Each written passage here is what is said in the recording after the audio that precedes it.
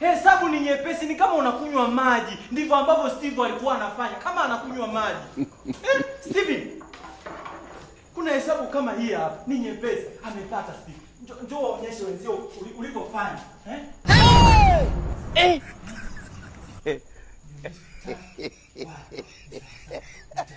Steven Moses kafanya vizuri. Steven, njoo. Njoo baba. Alipatia Steve.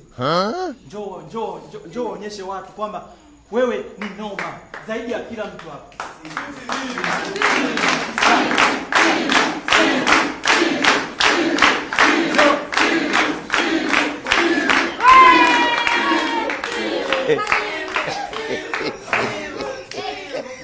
Na mimi niseme kwa kufanya Steve Jumatatu tutamletea zawadi. Sawa. Steven Moses, una zawadi kutoka kwa mwalimu. Jumatatu anakuletea kwa uaminifu kabisa. Asante sana. Mnacheka nini? Tina, wewe unacheka nini? Wewe Steven, na usikae bwana. Simama. Wewe sasa hivi ndio mkombozi wa hii shule yetu.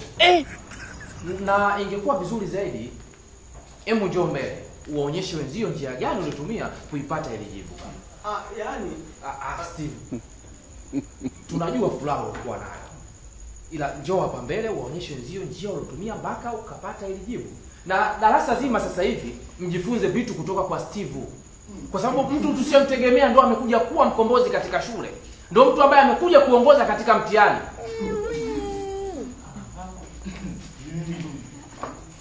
Samba na chaki iko wapi hapa?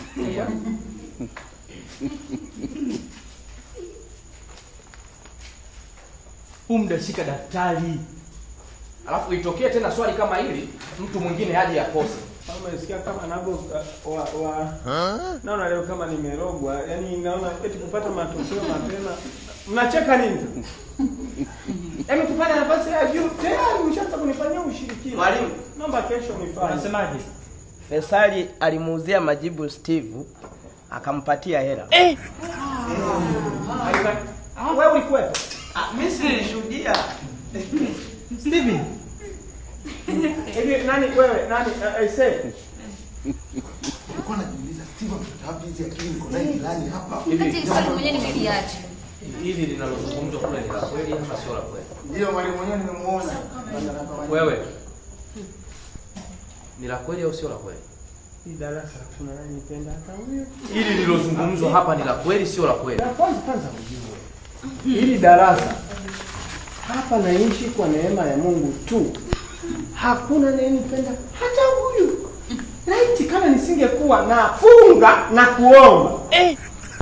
Nilishakufa. Basi hatukupendi, tujibie swali, tuonyeshe njia unatumia na sisi tujifunze. Sijamnunua. Steven. Unaganda hapo. Wewe unaganda nini hapa? Jibu swali pale. Kama siala. Tufanye kweli ninunua matokeo. Tufanye kama ni kweli ninunua matokeo na muachia Mungu. Steven, hapa umwachie Mungu. Naomba mkupe chake. Jamani, Hapa umwachie Mungu. sasa nifanye. Wewe lazima uende ofisini.